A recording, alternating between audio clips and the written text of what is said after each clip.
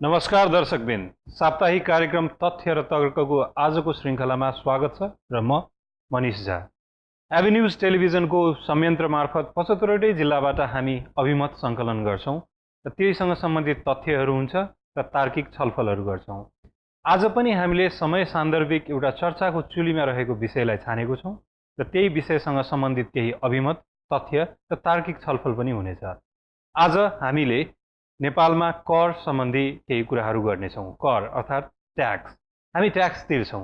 हामी केही हाम्रो तलबबाट, हाम्रो आम्दानीबाट, हाम्रो सम्पत्तिको कर, विभिन्न स्रोतहरूबाट हामीले ट्याक्स तिर्ने गरेका हुन्छौँ र त्यो ट्याक्स कलेक्सनको पनि केही अभिप्राय हुन्छ राष्ट्रको तर्फबाट, राज्यको तर्फबाट। तर त्यसको उपयोग कसरी भइरहेको छ र हामीले के लाभ पाइरहेका छौँ भन्ने कुरा जानकारी हामीलाई हुन्छ कि हुँदैन, यहीसँग सम्बन्धित हामी आज छलफल गर्नेछौँ र यहीसँग सम्बन्धित सान्दर्भिक क्षेत्रको एकजना व्यक्तिलाई हामीले पाहुनाको रूपमा बोलाएको छौँ।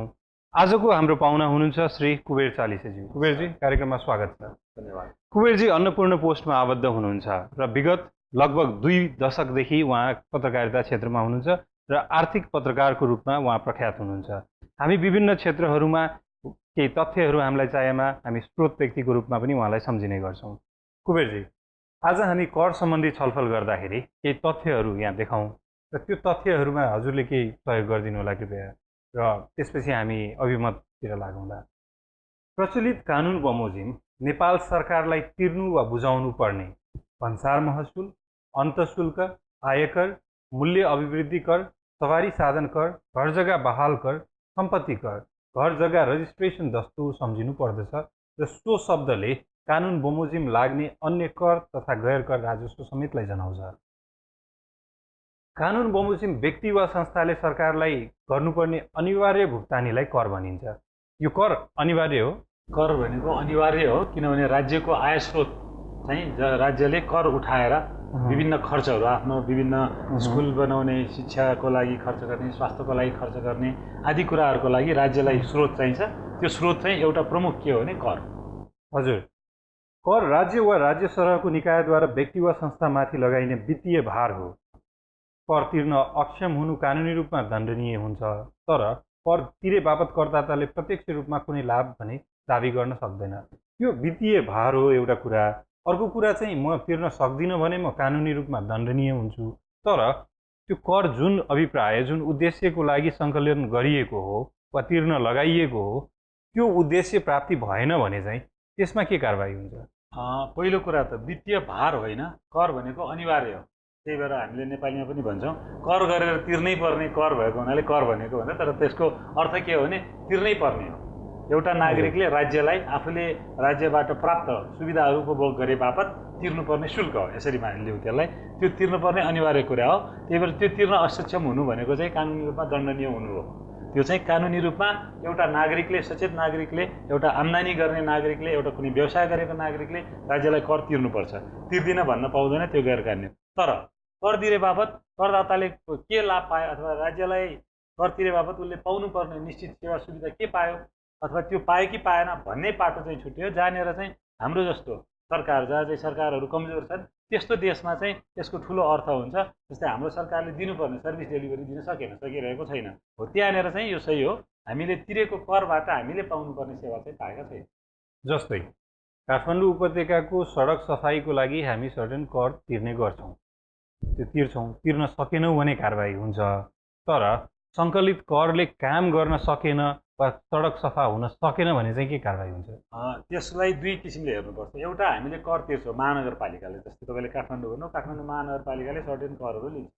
कर तिर्छौँ, कर तिर्नु हाम्रो दायित्व हो। एउटा सचेत नागरिकको कर तिर्नु दायित्व हो। उसले राज्यलाई तिर्यो, तर राज्यको पनि केही दायित्व हुन्छ नागरिक। राज्यले आफ्नो नागरिकलाई यो राजस्व तिरे बापत यो सेवा दिन्छु भनेर भनेको हुन्छ, प्रमिस गरे हुन्छ। हो, त्यहाँनिर चाहिँ हाम्रो फेलियर भयो।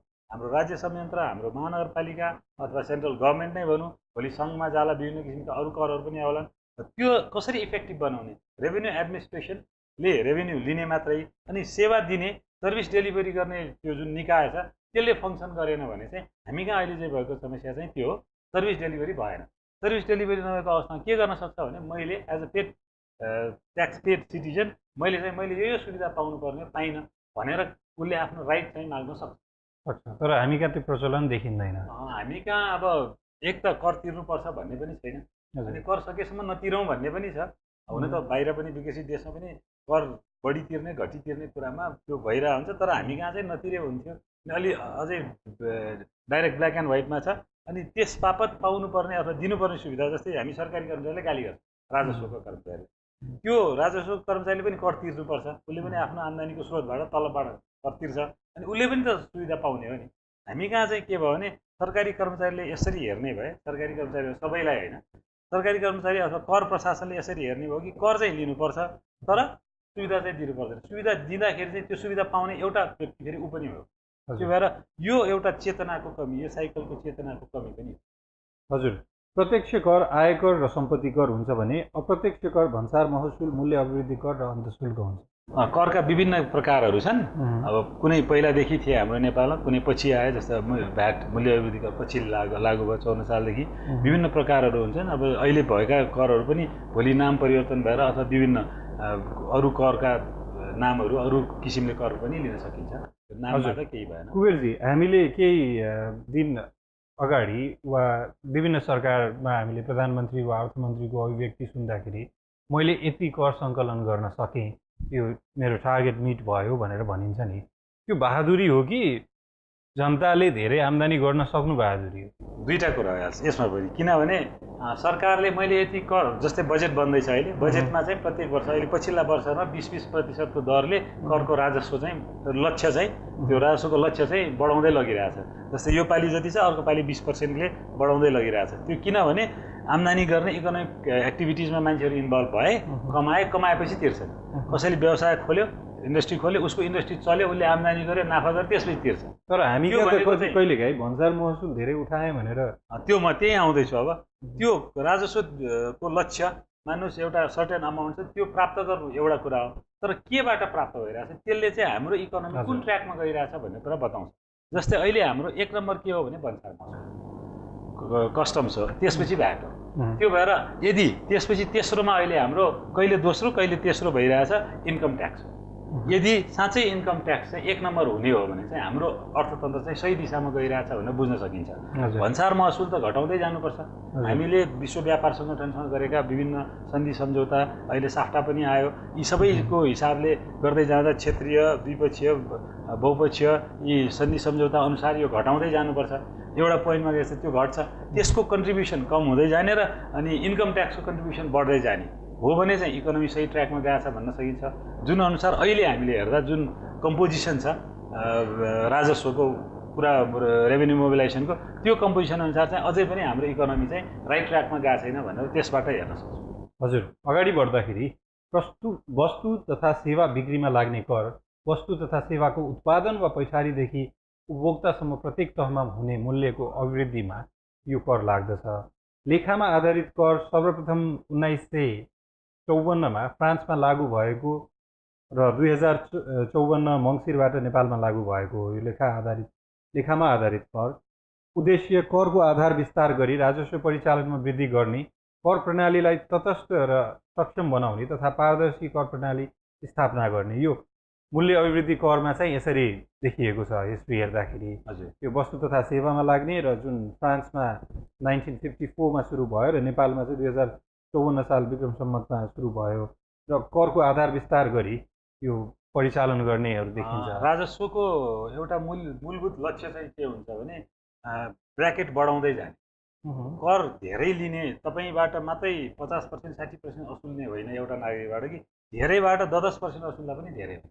त्यो भनेको राज्यको करको दायरामा सबैलाई लिएर आउने र त्यहाँ त्यसबाट बटुल्ने। एउटा चाहिँ थोरै लगाउने तर थोरै एउटा कम्युनिटीलाई मात्र लगाउने, धेरै लगाउने तर सानो कम्युनिटीलाई लगाउने, अर्को चाहिँ थोरै लगाउने तर त्यसलाई फैलाउने, विस्तार गर्ने हो। यो करको आधार विस्तार गर्ने भन्ने चाहिँ त्यसरी आएको र अहिले बिस्तारै सरकारले अथवा राजस्व विभागले पनि करको आधार विस्तार गर्दै जानुपर्छ।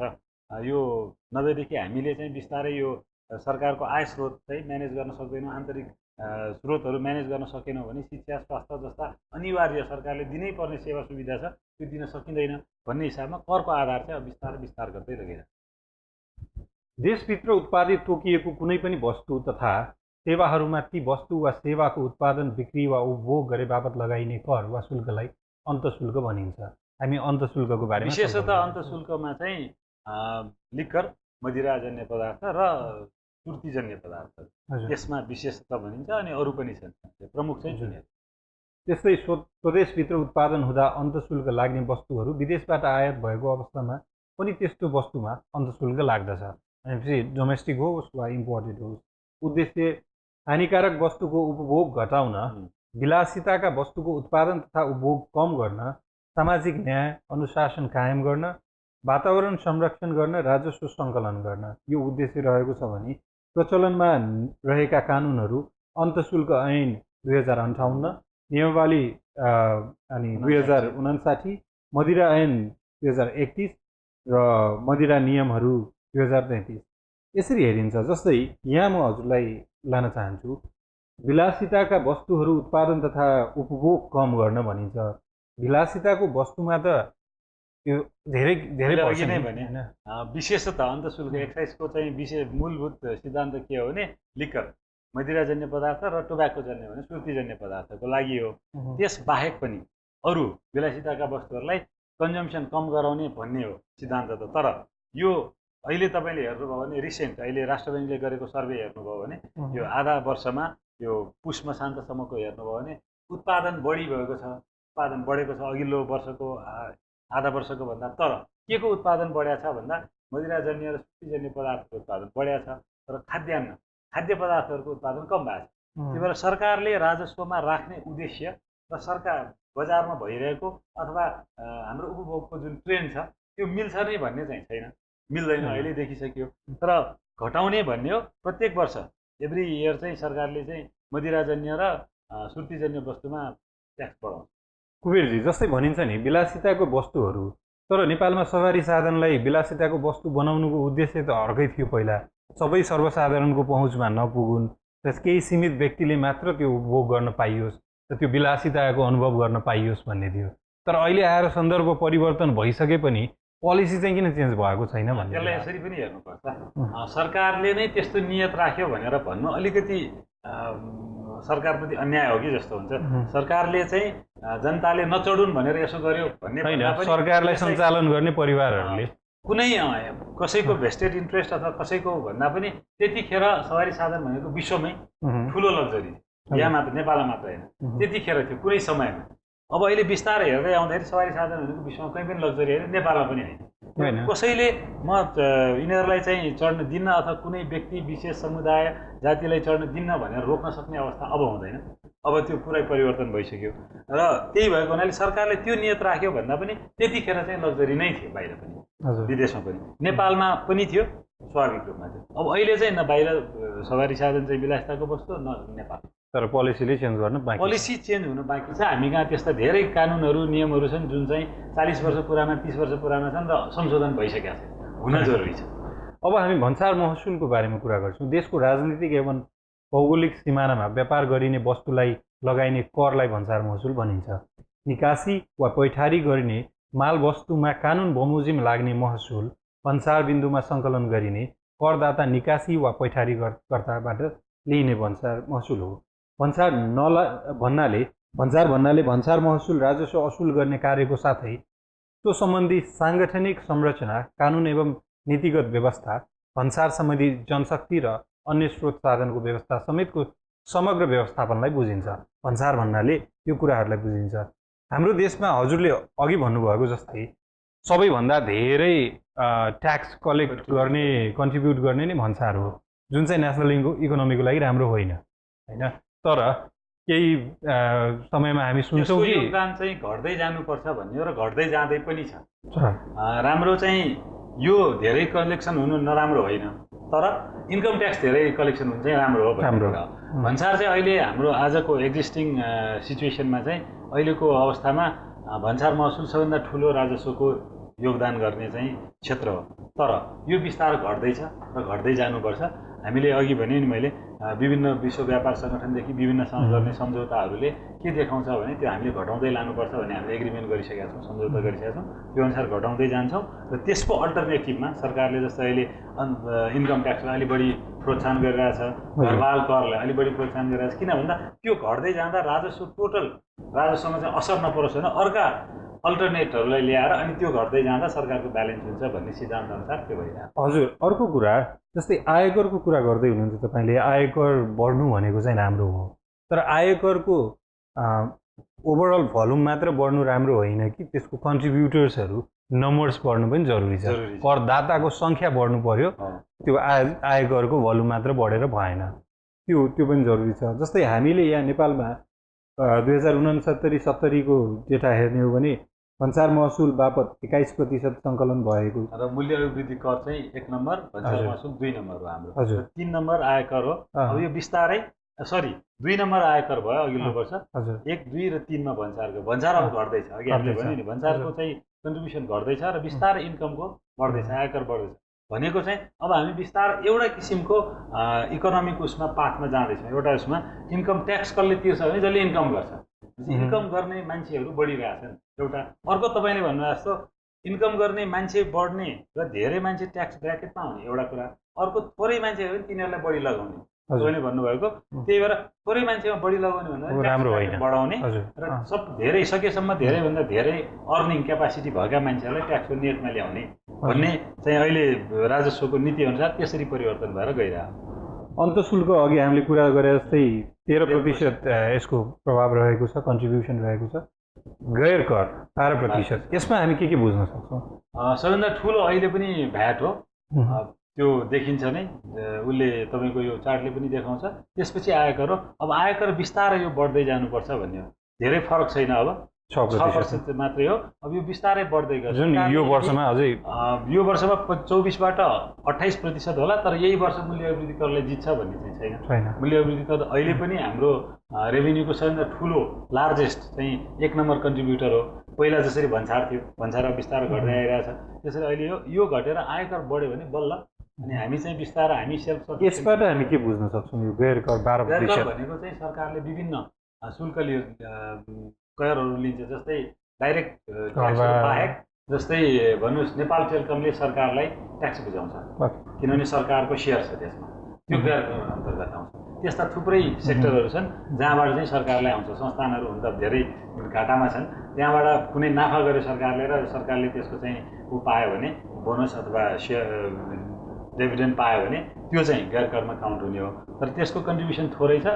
स्वाभाविक हो किनभने सरकारले सबै संस्थानहरू धेरैले राम्रो गरिरहेको यो बढ्नु पनि राम्रो हो त्यो बढ्नु पनि राम्रो तर त्यो बढ्न सक्ने स्थिति पनि अहिले त्यति साह्रो देखिँदैन अहिलेको लागि त्यो लास्ट नै हो गैर कर चाहिँ जस्तै अघि हामी कुरा गर्दै थियौँ जुन राष्ट्रमा चाहिँ त्यहाँको राष्ट्रिय सम्पत्तिहरूले स्रोतहरूले गर्दाखेरि त्यो कन्ट्रीको आफ्नै नेसनल रिसोर्सेसहरूले गर्दाखेरि धेरै राष्ट्र सञ्चालन गरिएको हुन्छ र करमा निर्भरता कम हुन्छ जस्तै दुबई कतार जस्तो अन्य मुलुकहरू त्यस्तोमा चाहिँ यो गैर कर धेरै हुन्छ हामी कहाँ चाहिँ अब त्यही हो हामीसँग पनि प्राकृतिक स्रोतहरू छ तर त्यो प्राकृतिक स्रोतहरू हामीले एक्सप्लोइट गर्न सकेनौँ त्यसलाई प्रयोग गरेर उपयोग गरेर त्यसबाट हामीले फाइदा लिन सकेनौँ अहिलेसम्म त्यो भएर हामी कहाँ यो धेरै समस्या देखियो यदि हामीले प्राकृतिक स्रोत साधनहरूलाई उपभोग गर्न सकेर त्यसबाट चाहिँ आय कमाउन सक्ने हो भने त्यसपछि जनतालाई हुने करको भार कम हुन सक्ने सम्भावना हुन्छ त्यसपछि कमै हुँदैन भन्ने चाहिँ होइन फेरि त्यसपछि भ्याट अनि भन्सार महसुल आयकरहरू घट्छ र गैर कर यस्तो नेचुरल रिसोर्सेसबाट आउने करहरू बढ्न थाल्छ त्यसले गर्दा चाहिँ धेरै ब्यालेन्स गर्न सक्छ हजुर यसरी बढी कर तिरी 2070मा सम्मानित हुनेहरूको लिस्ट हेरौँ अन्तशुल्कतिर सूर्य नेपाल भ्याट र आयकरतिर नेपाल टेलिकम यो सेवाबाट उसले भ्याट दिएर उसले तिरेको त्यसपछि अन्य करतिर जान्छ यो क्याटेगोरी यो अन्तशुल्कमा भयो सार्वजनिक संस्था कृषि विकास ब्याङ्क वित्तीय ब्याङ्कमा हेर्दाखेरि एभरेस्ट ब्याङ्क उद्योग क्षेत्रभित्र युनिलिभर नेपाल हालसम्म भ्याट बढी तिर्नेमा गणपति बक्स इन्डस्ट्रिज र अहिलेसम्म 2017 सालदेखि नियमित आयकर बुझाउनेमा महालक्ष्मी ज्वेलरी हाउस रहेको छ यो चाहिँ प्रत्येक वर्ष उनीहरूले कर तिरेको आधारमा सरकारले गर्ने हो यो परिवर्तन पनि भइरहेछ हुन्छ पनि पहिला तपाईँले कुनै जमानामा याद गर्नुभयो भने जनकपुर चुरोट कारखाना नेपालको 1 नम्बर सबैभन्दा बढी ट्याक्स तिर्ने संस्था थियो अहिले जनकपुर चुरोट कारखाना हरायो सूर्य नेपाल आयो त्यो भएर यी परिवर्तन भइरहन्छन् यी परिवर्तन हुनु पनि पर्छ यो परिवर्तन हुनु भनेको त्यसको सङ्केत के पनि इकोनोमीमा केही न केही भइरहेछ, नयाँ कन्ट्रिब्युटरहरू नयाँ आइरहेछ। कन्ट्रिब्युटर आइरहेछन्। अब यदि तपाईँले 5 वर्षदेखि 10 वर्षदेखि सूर्य नेपाल नै मात्र 1 नम्बर कन्ट्रिब्युटर भयो भने अब के बुझ्नुपर्छ हामीले भने हाम्रो कर प्रणाली मात्र होइन इकोनोमी पनि प्रब्लम छ भन्ने बुझ्नुपर्छ। त्यहाँ त कम्पिटिसन हुनु पऱ्यो नि, कसले बढी कर तिर्ने, त्यसपछि मात्रै देशको इकोनोमी भाइब्रेन्ट हुने हो नि।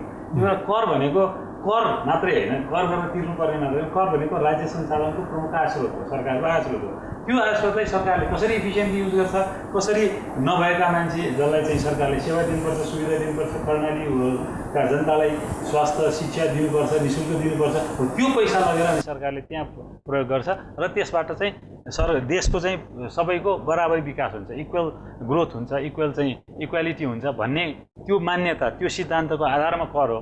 तर यो चाहिँ अब स्ट्याटिक भइरहेपछि के बुझिन्छ भने त्यसले गर्दा तिनीहरूको शिक्षा स्वास्थ्यलाई पनि असर गर्छ। त्यही भएर करसँग धेरै ठुलो कुराहरू रिलेटेड हुन्छ, देशको total economy, human development index, social indicators सबै रिलेटेड हुन्छ। कुनै पनि टिममा एउटै खेलाडीले जहिले स्कोर गर्नु भनेको त्यो टिमको लागि त राम्रो, तर टिमको लागि राम्रो होइन।